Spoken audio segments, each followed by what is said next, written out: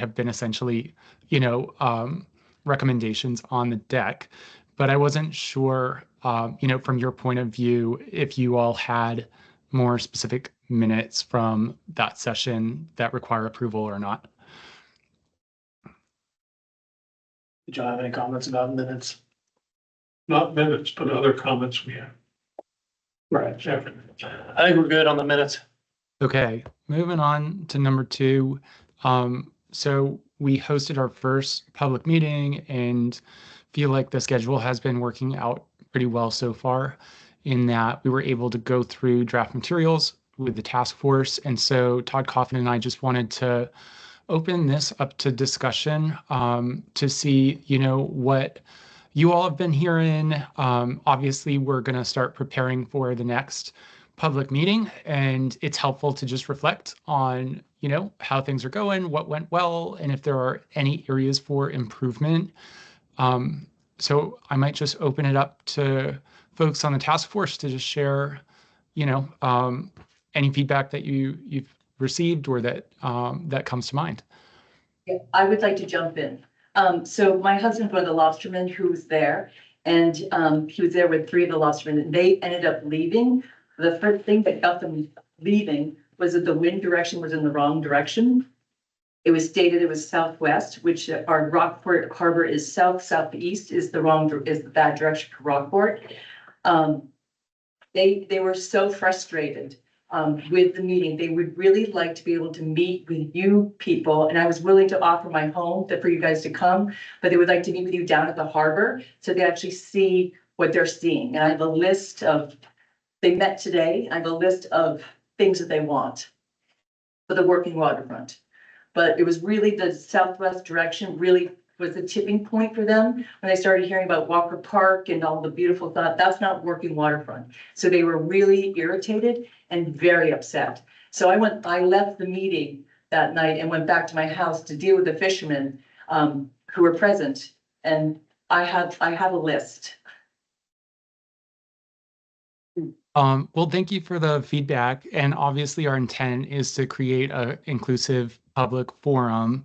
It sounds like there's a few elements to the comment that was shared.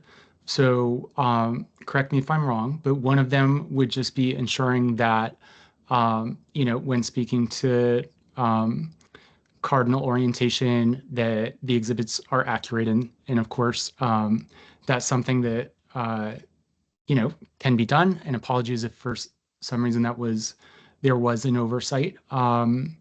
And then it sounded like number 2, there was a question about how the engagement might work. So that's something that, we could discuss and circle back on. And then, the third piece of it had to do with Walker Park, and that's not the working waterfront.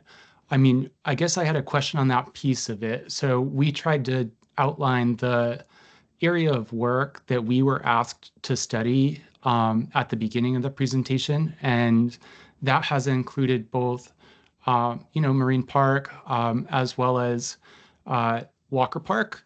So was there just confusion about, the project area that could have been more clearly described, or what was that piece?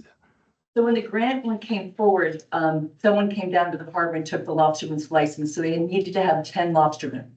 So it truly is supposed to be a working waterfront. I understand down the road, yes, Walker Park is, going to be in fact down the road. We have to be aware of this. But for right now, this grant, I believe, is for working waterfront. And they didn't feel like they were represented at all in their working waterfront.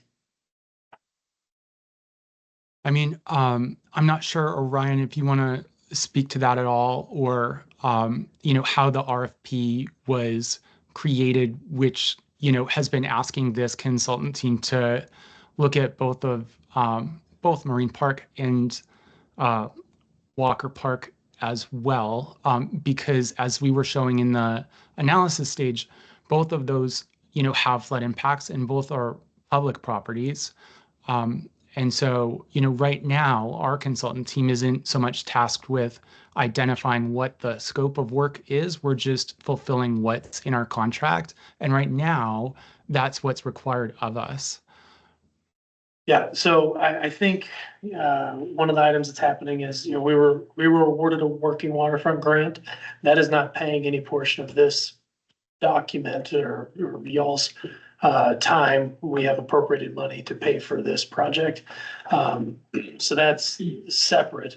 Once this project is done, then we have money to kind of begin this process on the working waterfront side. So it'll still be phased. We won't be working on the Walker Park side at this point with that money. I So- think that's the stuff that the fishermen need to hear. That's The so item important. that we kind of, it was weird on how we were awarded it. So normally when you're awarded a grant, like there's an official document of a Right. notice of award. I didn't get that. I got an email from Governor Mills that we're made the list and we're awarded 2 million. Okay, I'll believe it when I see it. So that took a long time to get through because they got a chunk of money. It was getting distributed out, and then they need to figure out which agency is gonna be housed with it. So it's Maine DOT that's Right. managing the Yeah, grant that's with happening. this. So it was a little convoluted and we didn't get to do an appropriate announcement to the community that we've been awarded some money. Right. So we weren't able, it got out of hand too quick from the state that we couldn't rein it in completely, but yes, we have the money. Yes, for the working waterfront. This is part of that project. Walker Park is a part of this project. So yes, they do need to be explained, that particular situation. If I might jump in with 2 points on the, I was surprised that no members of the community asked that question. And I was tempted to ask it myself just to get that out there. Hey, what does this have to do with the working waterfront grant? Because I think that would be good for the community to understand. The other point, and I have this in my notes from the last time we met before the public meeting, and shame on me for not doing anything, but I have a note to ask you guys, Blake and Todd, to speak to the stakeholders. And I have to say, when I heard the RFP or the proposal, I thought I had heard that the intent was to speak to stakeholders in the harbor, but my business is one, so I was sort of thinking I would get a conversation around my business at some point, and I'm sure the fishermen felt that as well. So maybe I misunderstood that, but is that something you intend to do in this process, and if so, when?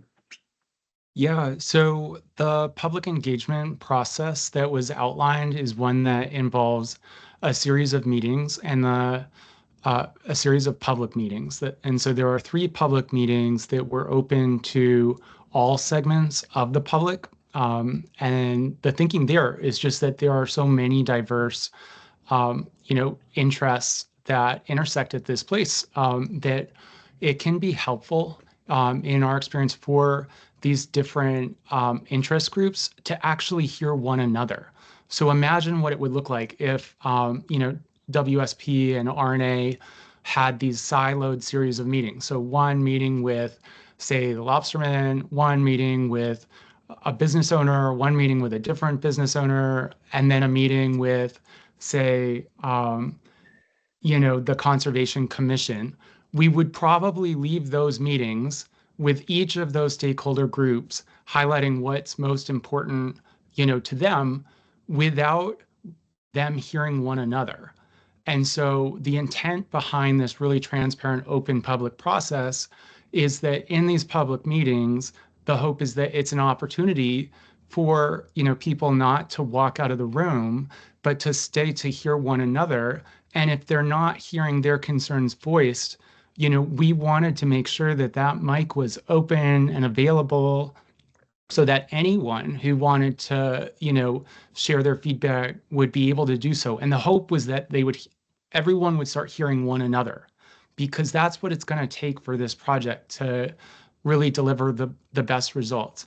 And one thing we do realize is maybe not everybody feels comfortable or wants to speak in an open forum.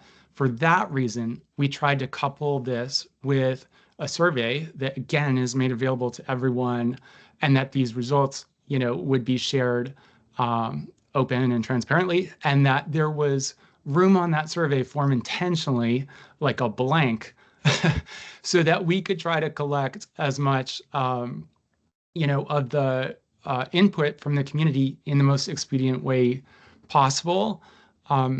that's how it was outlined in our proposal. And in between those overall public meetings were the task force meetings. And, we were hoping that because you are such a diverse group, that you could be, our allies in helping to bring what you're hearing from sort of your various contacts in the community forward in between those bigger public meetings. So, our hope is that you all can be kind of a sounding board. And already tonight, you are proving that you can be.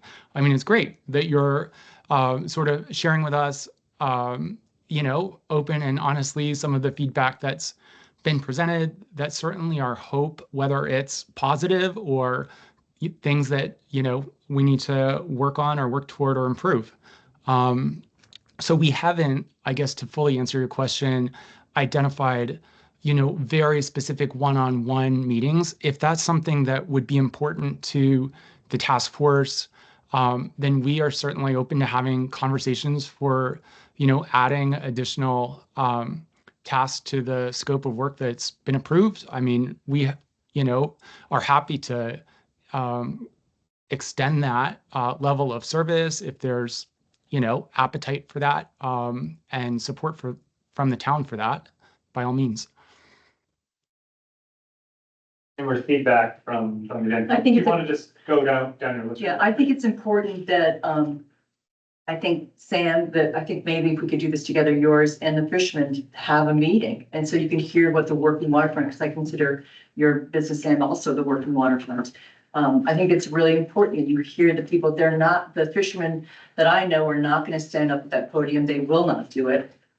It's just not their comfort level. And I don't think they all have access. So if we're talking about equal playing field, they don't all have access to computer. So to do the survey. So I think we need to think outside the box to help the people who are actually doing the working waterfront. Sure. And I'd be happy to have a follow-up conversation, with Orion, if that's something that, we might be able to accommodate. Our hope also was that by printing the surveys that we would help break down that barrier of, folks being required to have a computer or that sort of thing. And, Orion was kind enough to be volunteering to accept any feedback forms, at the town office. So, we were trying to make sure that we were covering our bases there. But, if that's not how these folks would communicate, or prefer to communicate, then, I'm happy to take up that conversation, with the town to see how we might be able to address that. I would say that the only thing that we may need to be careful of is that it doesn't look like we're favoring one group over another per se. So again, the benefit to having, folks encouraged to participate in the public forums is that then everyone has an equal opportunity to share their input. And the hope is, as I had mentioned, that if folks hear one another, then we can work toward flood resilience strategies that might work for all parties. And that's something that, is harder to do if folks aren't aware of kind of what's happening outside their inner circle. Did that part, do you see the value in that, or do you think it's still more important that we have these siloed meetings? I don't know. Brad, Brad, you're a lot. I was just gonna say, it might be even just, instead of specifically the fisherman or Sam or the boat club, or maybe just try to have a meeting with all these stakeholders that are using the waterfront for business or I don't know, it might be, whether it needs to be part of this group or we just do our own meeting, try and come up with a plan. Right. A little bit, might be helpful. What I would say is tie it to the geography. I mean, I think it ought to be there. I wasn't gonna speak at that meeting because it's what I would say is like, hey, look at this hill, see how the water comes down this hill. You guys need to be aware of this. My truck's back up over this mound. It's gonna be pretty ephemeral stuff to speak about in the setting of an opera house. Mhm. And I suspect the fishermen feel the same way Right. about about, you know, the corner that they lease, and I sort of feel the same way about the area Brad probably uses a lot over on the dirt patch on the side of the river. Mhm. So I don't really care, you know, who's, you know, as long as all the stakeholders have access to the meeting, but for me, it would be Yeah. tied to the site and, you know, probably a lot more efficient there. Yeah, that's a good Mhm. point. Yeah, honestly, yeah, the fishermen aren't gonna, the people that you're gonna hear from at these meetings are most likely gonna be people that have the, you know, $5 million home on the water, that are educated and are comfortable speaking, and, you know, that's who you're gonna hear from, you know, at meetings like this, I think. Yeah, I mean, a site walk is an interesting idea. I mean, we did do the one site walk that Abby had led, and I can tell you that from my perspective, and I know the other Todds as well, that was incredibly helpful. So it's, you know, I could see how it in an abstract form, it's harder to point out, you know, just all of the detail, I'm sure, that you all know inside out, living that day in and day out, and want to make sure that that's, I guess, communicated. So, you know, I mean, we could definitely talk to Orion about doing a follow-up site walk. I know Abby had already offered to have us back out again at some point. You know, and so maybe there's a way that it, as you were suggesting, that it's not so much limited to one group or another, but that, you know, if there was interest in doing that site walk, that could be an opportunity for folks to contribute and maybe offer um, input in a way that's, I don't know, easier than in the form we've provided so far. You're gonna probably get a lot more information Mhm. on that from, and it can be open to the whole public. But you're gonna get so much more information on what people really want out of this, you know, this project and what we want in the harbor with, you know, a setting down here, and a meeting down here. More informal for the fishermen. Like the Opera House just was not working. Is that the fishermen would feel more, It's down there, down at the harbor, down where their territory is, so they can say, this is what we need, this is what we noticed, this is what the storm does. I mean, they live it day by day. I mean, they're living it. I mean, this is their livelihood. So when we talk about commercial fishermen, this is their income, this is their soul. Could you Mhm. have foreseen that this was gonna happen to the fishermen at that public engagement event? Did you have any inkling that they were gonna I be had some comfortable? inkling, but it wasn't until the wind direction really, like, I was kicking Patrick. Stop, he was getting, I could see the tension building up. Yeah, I could see it was gonna happen. Yeah. Yeah, they got frustrated. I mean, this is their livelihood, this is their life. They live for this harbor. They know it like the back of their hand. I think that just, you know, from my perspective, I think that after your presentation, I think the transition to the public comment was a little vague. I don't know if the public really knew what they were supposed to be sharing at that moment. That was my take. I feel like there was just kind of, and I know that Mark Van Balen asked a really good question about, well, what's the deliverable here? I thought that was great, you know, because that wasn't clear. So I was glad he asked that question. But then after that, there were a couple of people that were, you know, had kind of tuned in, I think. But then I think for the most part, it was kind of like, well, what do I have? You know, people were kind of like not sure Right. about what they were supposed to say next. Right. and I think that's okay, that this was the first introduction to this project for many people in the audience, and the floor is open for them to say something, but I think mostly they needed just time to absorb it. And at the second meeting, you know, that's when we should really expect a torrent of questions and feedback and input. Well, I'm glad Yeah. that it gave them, I mean, it gave them the voice. I heard their voice when I went home. Yeah. So it's like they knew the impact and the seriousness of this, but they were a little disappointed. You want to share those? Oh, I got a list. I don't know if you want me to go through the list. Yeah, please. This is the list that I got today. No hoist for the fisherman area, new pilings all around working waterfront area. 6-foot wide floats up the working water side of the creek, dredge the creek, hoist up the creek towards the boat club. Concrete poured up the edge of the creek, 6 foot wide on the right side. on the working waterfront side to help with erosion. New floats and ramps that were promised 3 to 5 years ago still aren't there. Then they said they would like to have a meeting to understand, so you understand their needs. Could you type that up? I can type that up. and Yeah, send it, the password? I will. That'd be great. Yeah, I agree. I mean, if someone's giving thoughtful consideration to the project area, then that's actually the hope, of what we're trying to get out of these initial stages of the project. And it would be great if you're able to provide that. And, we recognize that there has also been a lot of feedback provided in the survey as well. And so at some point in this meeting, we were thinking we could pivot to that. And I had also circulated the results that we had received as of this morning to Orion. And I had said, it would be great if he's able to share with the task force. It's not the final results because the survey is still open a little longer, but it's close. Did you all receive that draft information ahead of the meeting, or is that something that is yet to be shared with you? No, I wasn't able to send that out to everybody. Okay. Well, would it be helpful to, go to that piece of it, just so folks can see sort of what that input has been thus far? We want to just Yeah. wrap up with areas of improvement for Sure. the second. Sure. Okay. Just to keep the order. So any feedback from the task force on how we can improve the second event?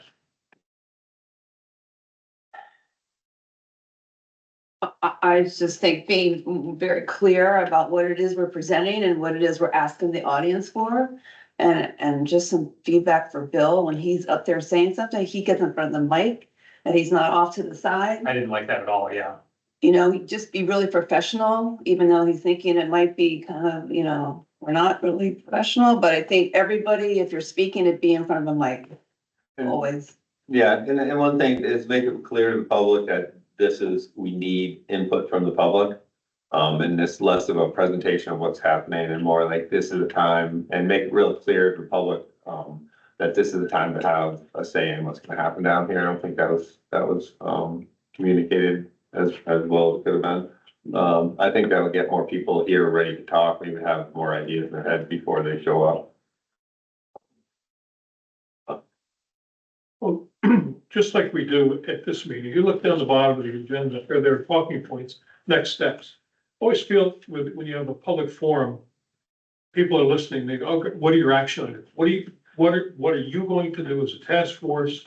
What are the next steps you're gonna take? What is the community gonna do? What do we need to do as citizens? Just a list of action items, next steps that we expect from everybody in attendance. Mm-hmm. They have it there because it's important. What are we gonna do when we walk away? And what can the audience expect from us as a task force at our next presentation? Same show? Or are you going to have, what are your results gonna be? What do you expect to get? What do we audience members expect to take away from it, from this meeting and the next one? I think it's important. We're lacking in action items, being specific. So I think your points are well taken, and it has to be addressed. Yeah, I mean, that's helpful to know. We certainly want people to understand the process. And I think for this round, well, the way that we had tried to communicate that is by showing the public outreach schedule to share, where these milestones would be. And then we sort of talked about how after this meeting, which was really about gaining preliminary information and sharing more about the project background, that our next step would be to start developing alternatives. And that way we could get input on those preliminary alternatives in the next public meeting. And then we'll have that third meeting, where we can refine recommendations between the second and the third, and hone in on what would be a sort of preferred set of recommendations. And that has costs associated with it. So, in terms of trying to outline how these pieces fit together, in this past presentation, we were trying to do that by showing that on a timeline to bring people along.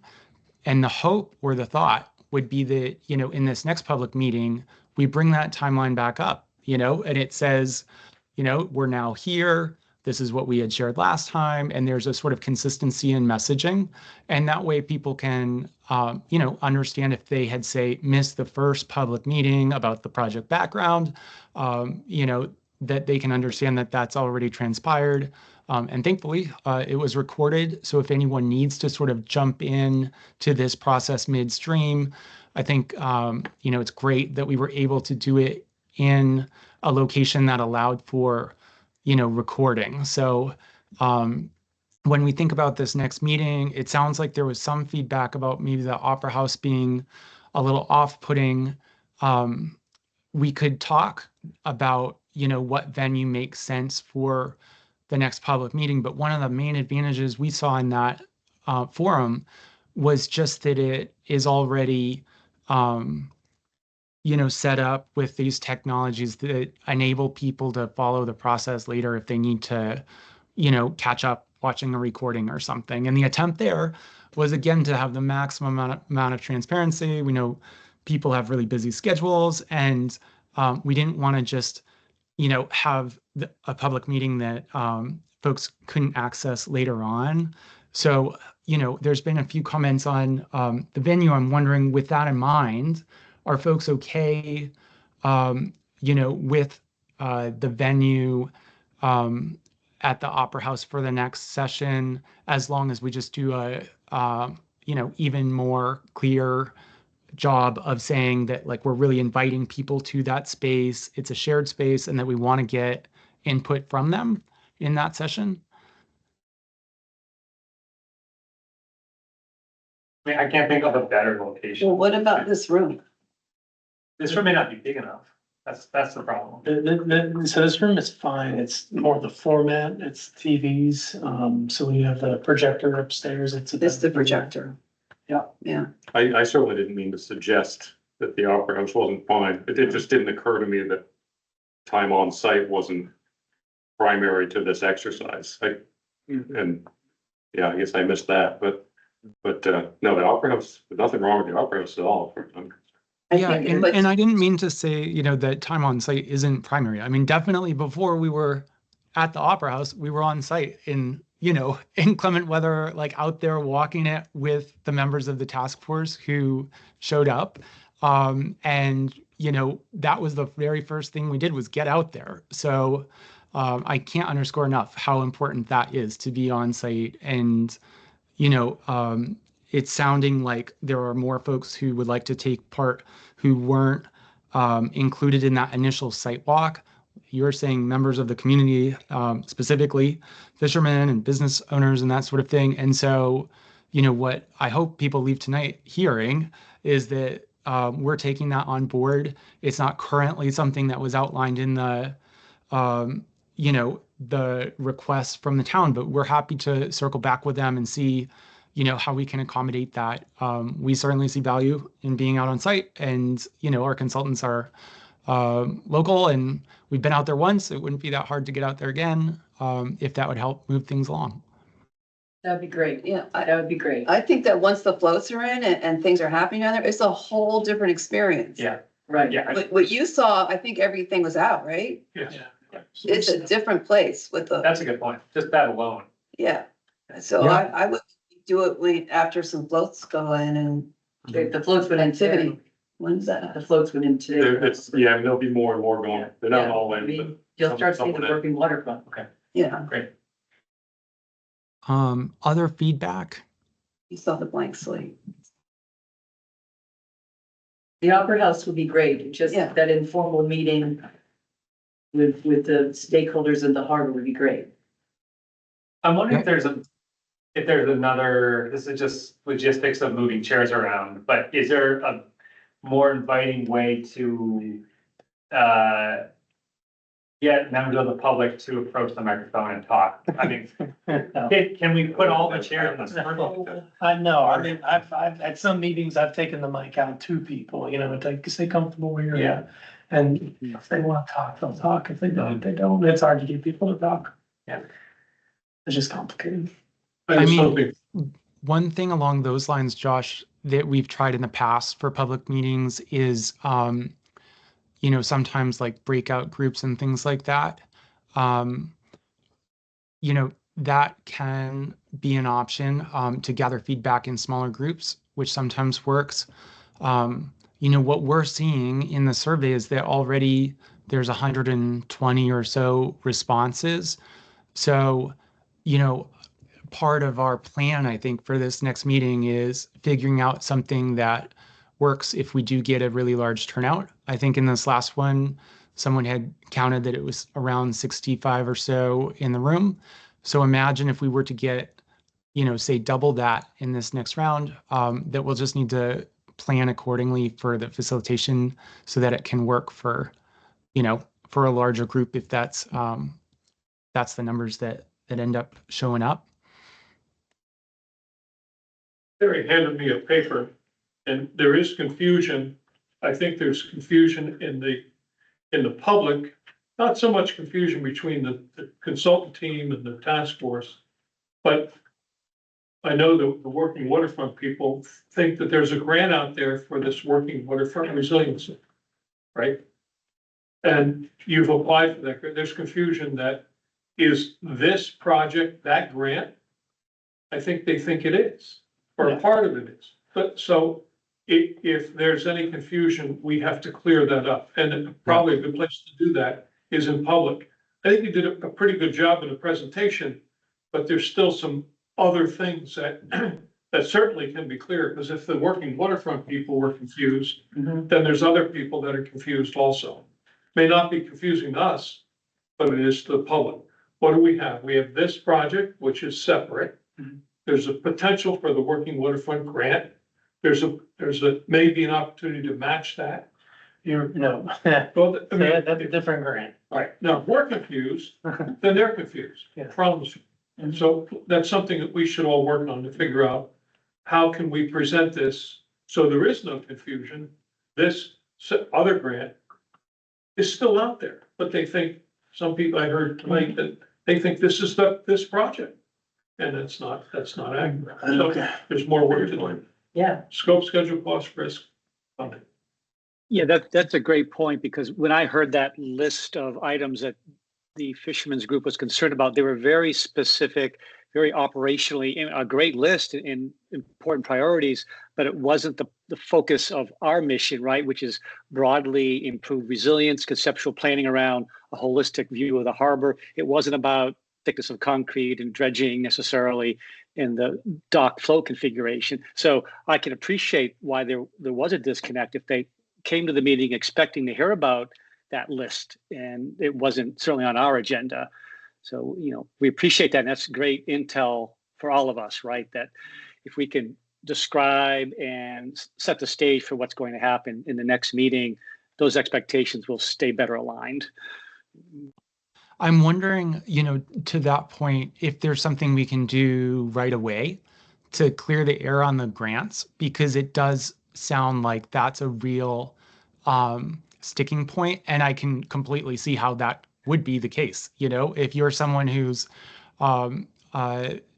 livelihood is involved with the working waterfront, and you think that funds are being spent on, like, public access or other things that don't directly or as directly tie to that, then I could see how that would be a real concern.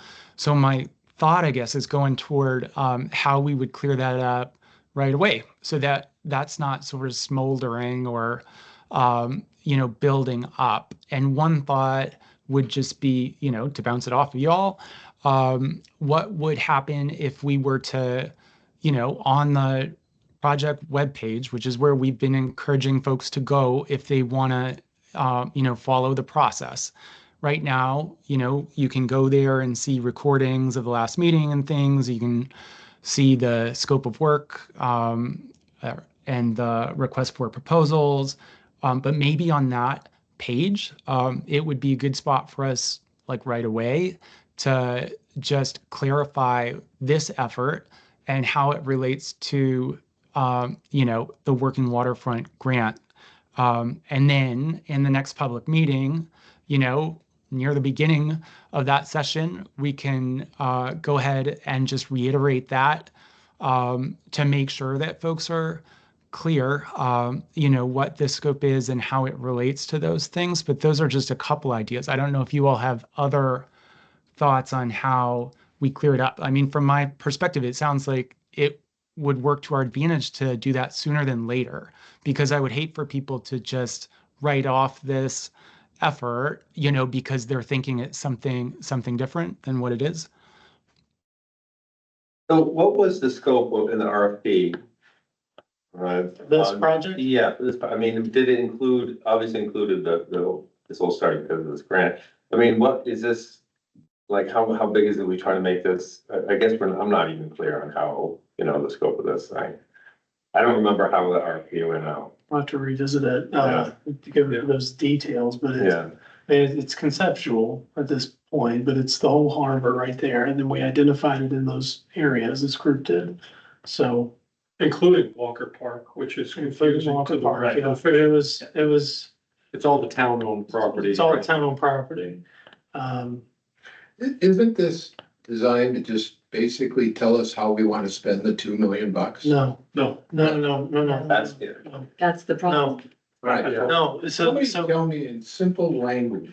We need a Don't use the definition. word scope. We need a Don't definition. use the word, conceptualizing, well, give me some plain English here. it is a conceptual plan, that's what the final product will be of the harbor, the working waterfront side, the harbor park side, and Walker Park.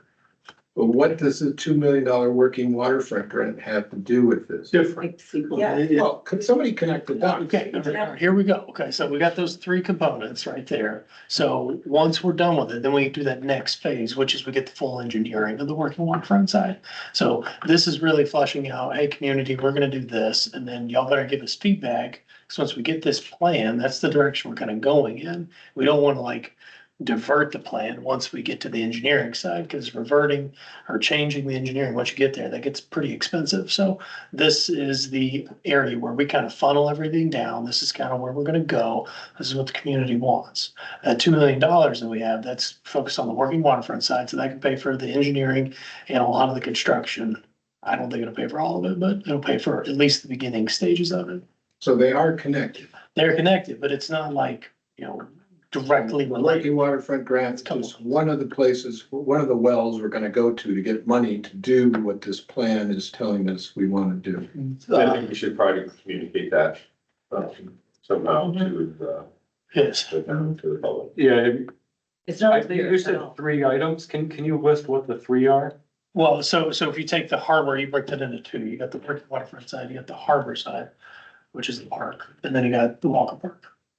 Those are the three. Got it. I thought you were talking about 3 grants. Oh, no. The way I viewed this from the harbor committee side is the town got this working waterfront grant and said, okay, we're gonna make a master plan for the harbor and we're gonna fit this $2 million grant inside that master plan, which makes me nervous. And I think it makes a lot of people nervous because I worry that working waterfront money might be misallocated. Oh, Exactly. oh, yeah, no, it's 100% dedicated to working waterfront. We cannot utilize it outside of the grant application, so the grant has a map, it's out. So, On the work. Sam, what you're worried about is that a more comprehensive plan for the entire harbor, let's call it waterfront. Yep. Everybody get confused over harbor and working, Yeah, a master plan for the harbor. for the harbor. Yeah, You're concerned that having a, broader plan will somehow compromise that piece that is just the working. yeah, that will decide, As opposed that to the town will thinking that, decide that a road for pedestrians is, somehow part of the working waterfront money or, something like that. Yeah. right, I'm but gonna send the RFP to everyone tonight, so we all just see what is the actual RFP that we put out. And then Richardson. And I think to Blake's point, like I do this for the harbor committee, at the bottom of every agenda, it's from our bylaws, purpose and scope of the harbor committee. I think at the bottom of every document, if something goes up on the big screen in the Opera House, you know, there's 2 or 3 sentences with the ball to say, you know, this is the intent of what we're doing. Mhm. And I mean, That's a great that idea. would help me. Yeah. Okay. Okay. Yeah, I mean, thanks so much, Josh. I do think it's helpful if folks haven't seen the RFP or it's just been a minute to recirculate that so that they can see sort of the scope of the project. And you know, in that, what I think that the task force will also see is that as part of the final deliverable for this work, there was an ask for us to identify potential grant funding sources. So, you know, maybe one thing that should also be communicated when folks, you know, understand that the $2 million earmark for the working waterfront would go toward those related improvements for the working waterfront specifically, is to know that, you know, this effort is also looking at other potential areas of funding. So if there were to be, you know, improvements recommended in the master plan that don't tie directly to working waterfront, that there might be other funding sources. For example, like there are funding sources for grants that have to do with historic preservation. So like, you know, the boat club might not, you know, it seems like the boat club's at risk. Is there like a historic narrative to be developed there? Are there funding streams that would support, you know, assets like that that have been in the community for a long time? That sort of thing. There might also be, you know, grant funds for things that have to do with sustainability or ecology. So at Walker Park, you know, if there's improvements there where, you know, a living shoreline toward the water is developed, are there grant funds that would support that aren't, you know, drawing from, say, working waterfront funds? So I do think it would be great to take a look at the RFP. I mean, I think the value in this effort, looking at these public lands holistically early on, is just that then you can find where there are those co-benefits and be designing a place that allows the working waterfront to function really well, and at the same time enables, you know, some of the other activities that people have come to enjoy there to persist even as sea levels rise. Does that sort of make sense? Or are there questions on that piece of it? The looking at, you know, additional grant funds? That makes sense to me. Yeah. Mhm. Um, I agree. Okay. Get the extra money. All right, should we move on to the public survey results? Are um, you guys taking some, I have 3 or 4 here that I got from people I handed out this week. If you guys still want some of the surveys. Oh, you can handle this, and I'll scan them into.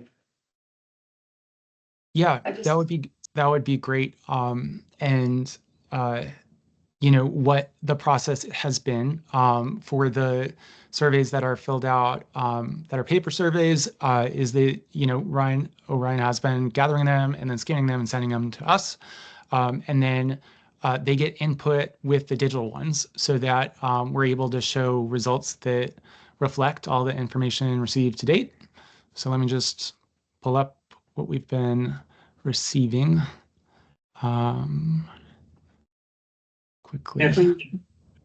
I actually, I'm sorry, I did have a little technical question when we referred to the working waterfront on the east side of the harbor, but the boat club is in that parcel. So how, are you just looking around the boat club as a working waterfront? Or is the boat club considered working waterfront?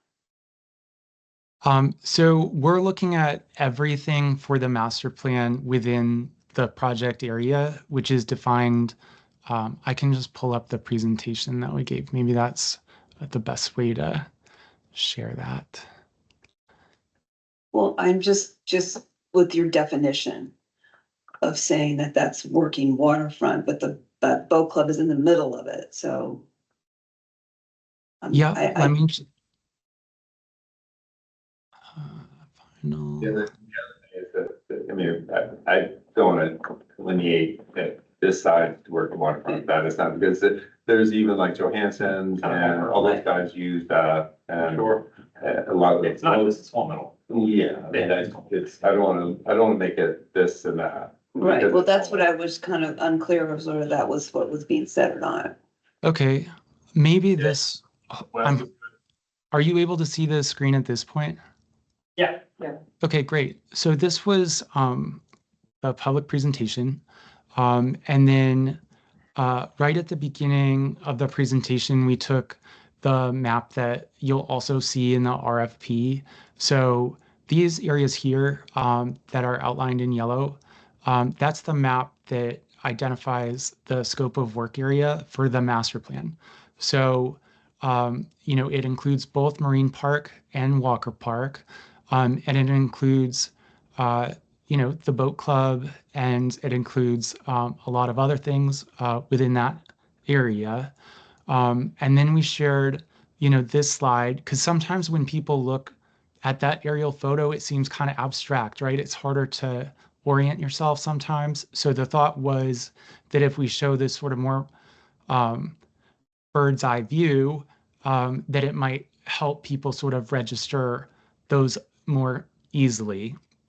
And so, that conversation we were just having about the $2 million for the working waterfront, that's a grant that could be used for um, detailed engineering and implementation, like basically construction of elements that are associated with the working waterfront. So that's one funding stream. But it's not the only funding stream that a project like this that's looking at public pieces of land um, can be going after. So there are other grants, and part of what WSP and RNA have been asked to do is identify where other funding sources might be. So I agree with you all that it's not that this boundary means that this part's the working waterfront and that part's not. These are just the boundaries of the parcels. And within that, there's a number of different land uses. Is that more clear?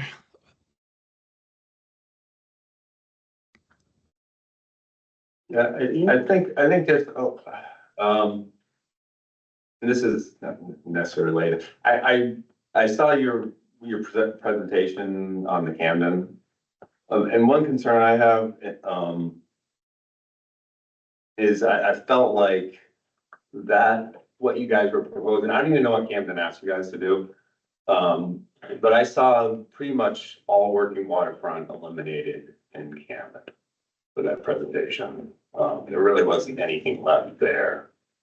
So that just makes me concerned a little bit on these conceptual things that you guys are gonna have for Rockport. So should they clearly delineate on it, the working? I don't know if it needs to be, I'm just concerned about what's gonna be proposed to happen, and I mean, this is for a lot of different people, it's not just for, the working waterfront, but it's clearly, that needs to be a priority in this harbor. I think most people on the task force agree with us. I just want to put that out early in the process It here. really is part of, as you say, every dock in the harbor as part of, the working waterfront Abstract project. to all of it. Yeah. And so when I see some of these tiered things that you guys, and I'm not saying they're not nice, they don't work in some places. But I just like these ramps and these tiered things down the light, I see it taking away like access to the water for when you actually need to work in a laydown area. Yeah, to me, that's why the site visits seem so Right. essential to understand.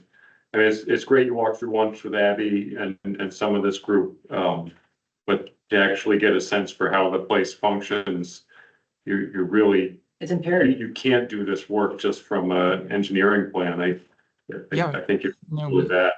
we totally agree. And I mean, I would reiterate that each of these projects is different. And if you look at, projects that we've worked on in the past, they all have very different outcomes. And one of the reasons they have such different outcomes is that all the places are unique, and there's different drivers and different considerations for each.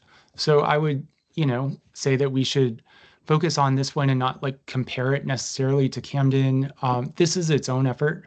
And I just want to underscore that, we didn't start thinking that we had already done one in Camden and we'll just, uh, like do the same thing here. That's absolutely not the case. And that's why we actually started, this process with detailed site analysis, and Todd Coffin, tried to diligently look into what is flooding now in 2030, in 2050, in 2100, so that we can really look at the specifics of your area and come up with a solution or recommendations that are right for Rockport.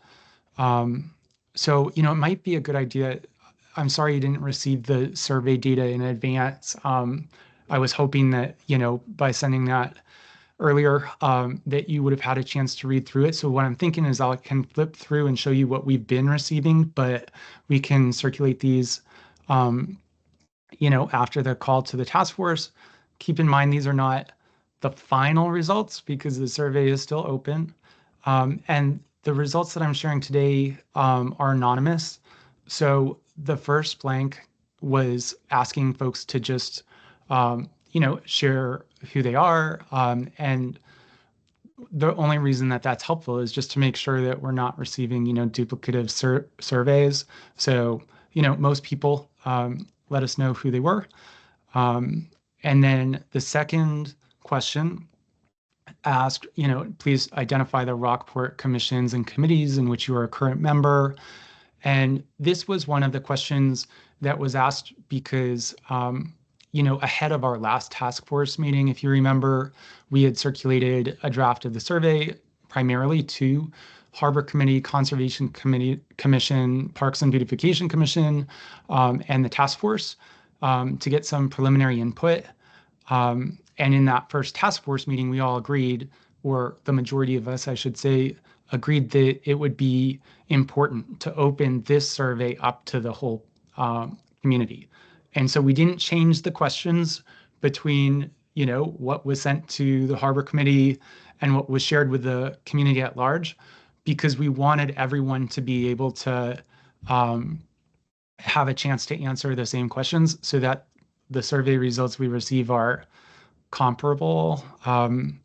So, when we asked folks to identify that, initially it was just folks from those committees, and that was the majority. But once we opened it up to the public, you can see that some 87% of the results received to date are from folks who are not in, one of those subset committees.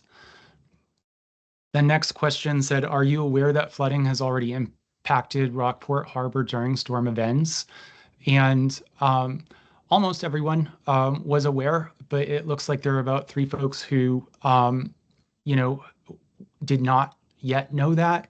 And the reason we asked that question was just so that we would know, if it was important at, say, each of these follow-up meetings to spend a portion of the time baselining this effort, to share with folks that not only is sea level rise and future events anticipated to be bringing, stronger events and higher sea levels, but that already, some of the assets are at risk. The next question said, what aspects of Rockport's harbor do you most value? And we asked folks to select their top 3. And, let's see, we got the exact percentage here. So 79% of people said that public access to the water was something they value the most. And then very close is the working waterfront here, where you can see that 75% of people have identified that as, incredibly valuable. And so I think that really mirrors the conversation that we're hearing in this task force, right? Where there's a lot of focus on the working waterfront, and you can see that the community at large is really focused on that as well. And then if you go beyond that, the next area of focus was recreation and parks and open space, and then rich sense of history, ecology, livability, and then last on the list that was provided was tourism was definitely not a focus. So if you think about how this information can help inform investment or recommendations moving forward, you know, it's pointing us in a direction where, you know, we need to tease out how the waterfront can be a working waterfront into the future. We need to tease out how the public can still access the water. You know, not everybody's in those $5 million homes, as you're saying. So like, how do you, if you're in the Rockport area, you know, still maintain access to these places that are, you know, going to be threatened by flooding and things? And then, you know, there are folks who think recreation and parks and open space and other factors should also be considered. But the real drivers you can see here already coming to the fore. I mean, maybe I'll just pause there. Are there questions? Are people surprised in terms of this breakdown or comments? I wouldn't expect. Yeah, I think that's, Yeah. but, like, the same. Todd, you've got a question? Yeah, well, just a quick comment. I wanted to point out just some of the mutually supporting aspects of these findings. You think about public access, parks and open space, livability, recreation. Those are all sort of a theme to me, like the residents, the inhabitants of Rockport, you know, value those aspects, and they relate to one another as well. So I just wanted to point that out, that they're not necessarily opposing or you know, conflicting findings, but they are also very supportive in a lot of senses. Yeah, I mean, and the hope wasn't so much that we would just look at whatever the top one is and put our blinders on and be like, okay, that's what we're solving for. You know, it's just to get a general sense of like what main areas of focus should be, because there's only so much land and there's only going to be so much money. So, you know, how do you come up with a plan that's most effective? Well, you need to establish what are the areas that are top priorities, and focus on those. You know, the next one said, what potential flood impacts concern you most? And folks said impacts to infrastructure was their top concern. That was 69% so far. And then beyond that was impacts to public parks, ecological degradation.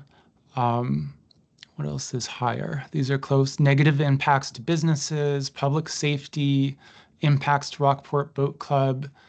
And then last would be damage to private property or others. And we asked folks to specify their other comment. So I'm wondering, is that also sort of what, you know, you all anticipated to see? Are there any things here that you find surprising or, I don't know, that you would have thought differently about? I think I just have another comment or clarification, because Yeah. saw recreation on the other side. I'm thinking about, you know, the youth sailing that the Rockport Boat Club provides.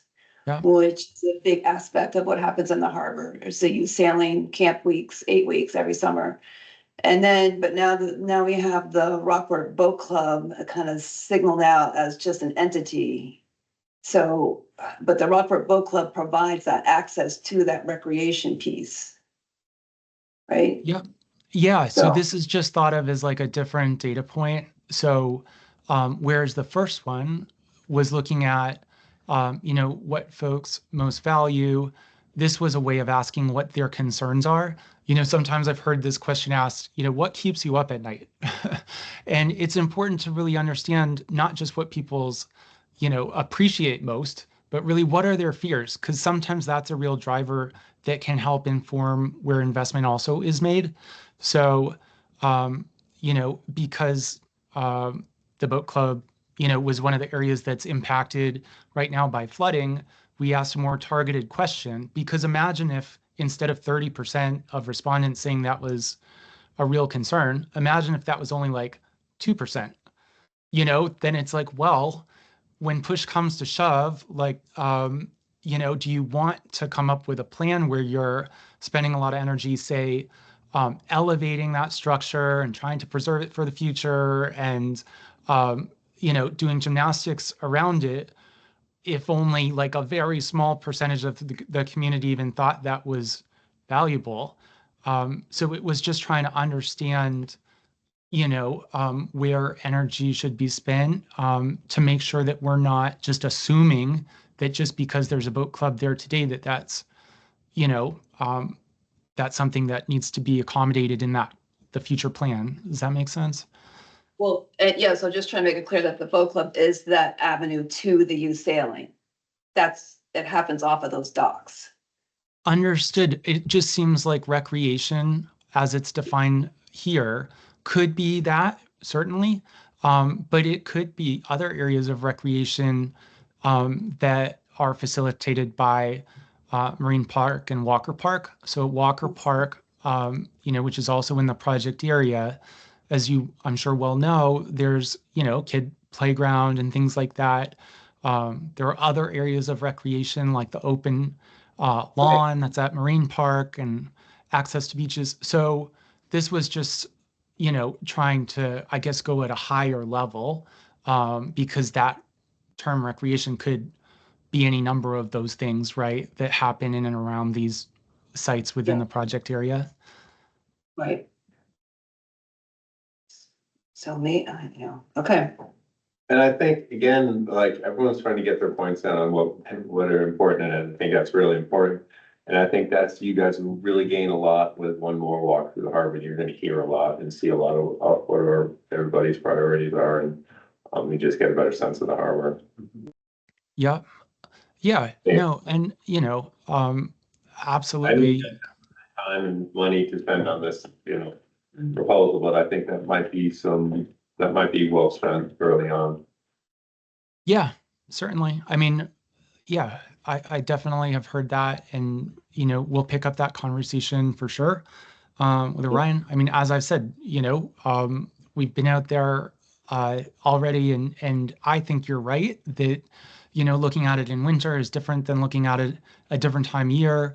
I would say, fortunately, it's not like it's the only time I've been out there. I mean, I live really nearby, and was out there in the fall and last summer, and I've definitely seen it when it's not winter. But I haven't seen it in a scenario where I've been walking it with a bunch of community members talking about the project. So from my point of view, if folks are interested in the site walk, then that could really offer an opportunity to hear more firsthand info and in more detail. And if there's an appetite to add that then we're certainly happy to participate and I also I could certainly see value in that. It's just news. I mean, that's a new, I guess, idea as of tonight. So it's something that we need to progress, I guess, as an outcome of the meeting. We could add it to that. This was flood impacts. And then the last one here, is there anything else you wish to share related to flood resilience at Rockport Harbor? And we thought it was really important that we have an open forum because we didn't want to limit the input that people were able to provide, especially early in the project. We really want to hear what's on folks' minds. And, we only were able to ask so many questions. And so, again, we can distribute these if people want to see sort of what's coming in. But this was highlighting, that there's impacts to buildings and infrastructure in the immediate vicinity, conversation about insurance, this sort of thing. It's just going to vary, I think, comment to comment. So I don't know if you want me to sort of like go through it in this forum. Happy to just circulate the feedback that we've received if people want to take a closer look. But for the project team, this is really helpful, right? Because we can see, in a more detailed way, what folks are thinking, already about this spot. I think it's great. And I think once the survey is closed and everything is organized, it would be great if we all had, Access to every single comment sent to us, like the whole package. Yeah, totally, Josh. And what we did in the final report, with the Camden example is we just included also the step-by-step process. So, our final deliverable is a set of recommendations in the form of a report, but I don't think it's very valuable to just say, here's what we think, some final recommendations might be. We think it's really important for folks to understand how that was generated. And so by including, the feedback along the way like this, then folks can kind of track how you got from all the solutions being considered to some preferred, solutions based on the site analysis and input received along the way.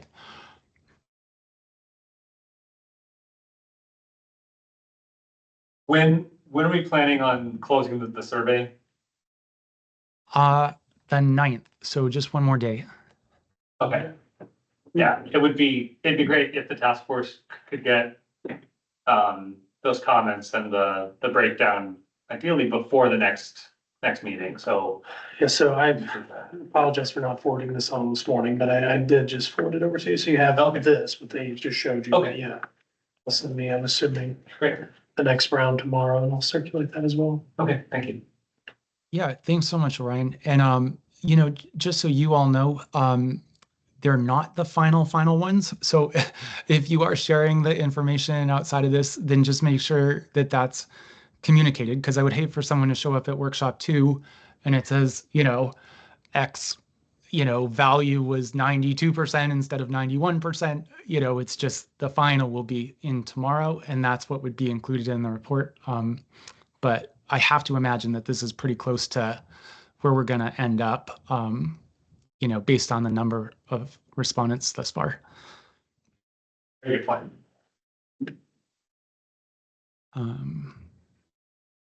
All right, so that was survey. Should I flip back to the agenda? Yeah, let's see, so number 4, discuss the grant funds available for phase 1 improvements. We touched on it, but I don't know if we've had that whole conversation. Yes, somehow I'm on the wrong thing. Maybe I'll stop sharing and just listen to Josh. So, grant funds. So, I mean, it sounds like we have discussed it a bit. I mean, sounds like it's really important that we clarify it. Seems to me like it wouldn't do any harm to try to clarify it on the project website unless folks here think differently. And then I think in the follow-up sessions that we have on this, we can make sure to tee that up right at the start of, the next public meeting. Before that public meeting, we do have another task force meeting. So, between now and our next task force meeting, our consultancy can do some preliminary work like we did last time to start to develop, the contents of what could be shared in the public meeting. And then we'll have an opportunity to put that in front of you all, take comments on board, refine that deck ahead of the public meeting. And just want to point that out so that you understand that, you'll be well aware of what's being shared and have opportunity to provide comments and help us get it right. Great. Was there anything else on there, Josh, or was it more about next steps? Just steps. Yep. Let me flip back to that. Okay, here it is. So under next steps, what we had listed was consultant team to draft alternative concept plans for task force review. And, in order for us to do that, it's sounding like there's a lot of interest in having the team back out on site. So what we might try to do is look at schedules and choreographing something like that earlier rather than later, so that we can take any additional feedback that we get from the site walk into consideration for those draft concepts. And then the next action item was to create the second public meeting flyer. I thought, it seemed like we did pretty well getting the word out for the last one, given that there were some, 60 plus people there. So we'll try to do that in a similar way where, I think we had it out there well in advance that it was advertised, and Orion was great about, circulating that to different channels and things to get it, to get the word out. I guess any questions on sort of like making sure that the word's getting to everyone? Did you all feel like that was, effective? Are there any outlets or other ways that we should be making sure that people know about meeting two that come to mind? I think personal invitations really help, just us reaching out to people that we know and Yeah. all those emails, whatever. I think that was beneficial as well. Great.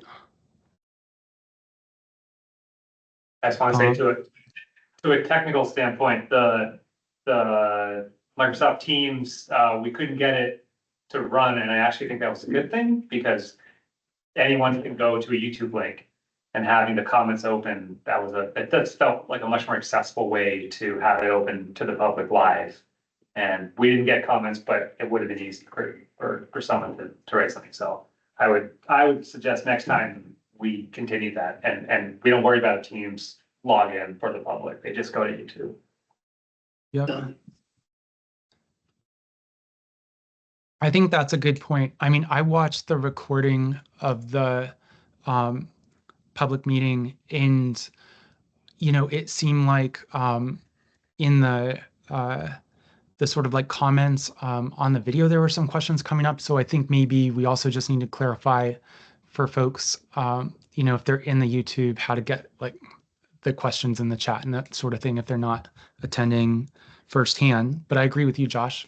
Like if that's the way to go, let's switch over to YouTube next time and capture people that way who prefer not to be in person or, aren't right in the immediate area at the time of the meeting. Is there a channel? Yeah. Yep. Yeah. And then let's see, last action item, draft public meeting to media announcement. So I think we've covered that actually as well. So yeah, those were the next steps that we had identified. Are there others that are, on the task force mind or recommendations in terms of other next steps that we haven't talked about just yet?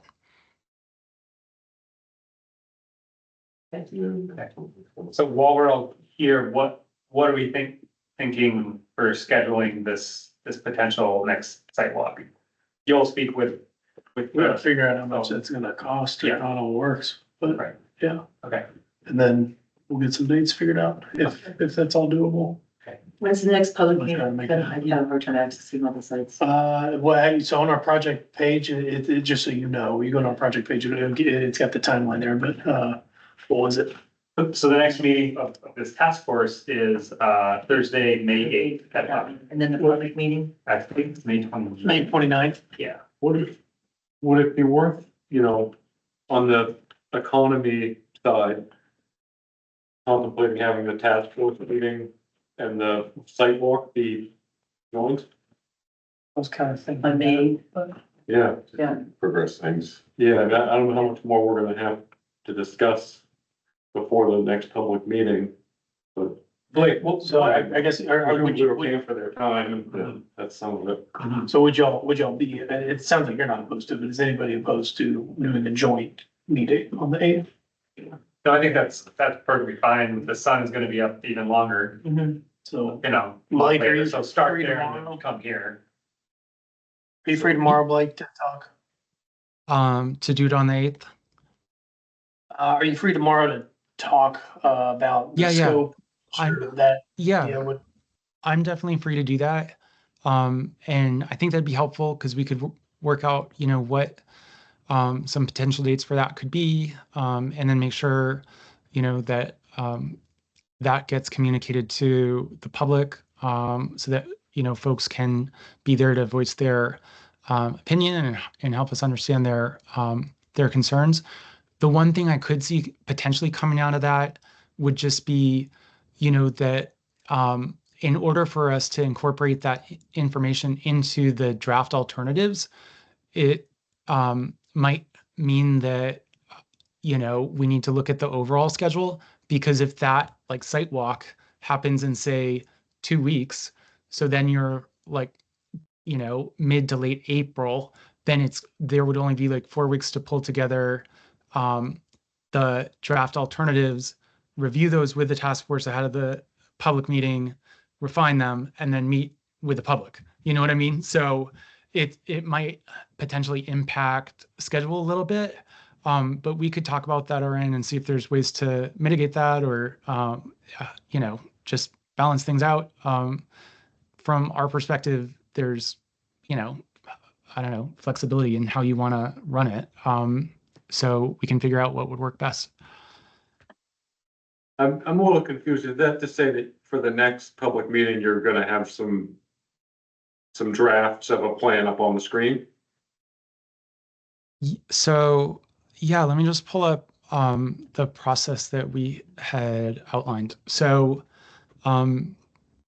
for this May 29th meeting, the second public meeting, the idea is that there would be preliminary alternatives shared at that meeting, so that we could get input from the public at large on these preliminary ideas.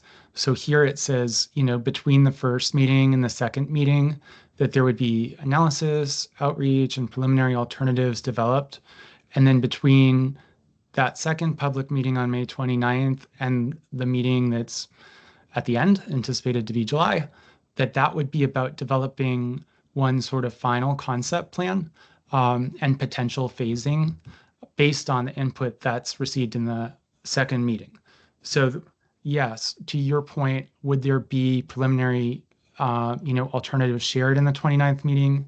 That's the way that the project is, I don't know, flowing right now. And that's why this 5/8 meeting would be a time to review those drafts, with the task force ahead of the public meeting.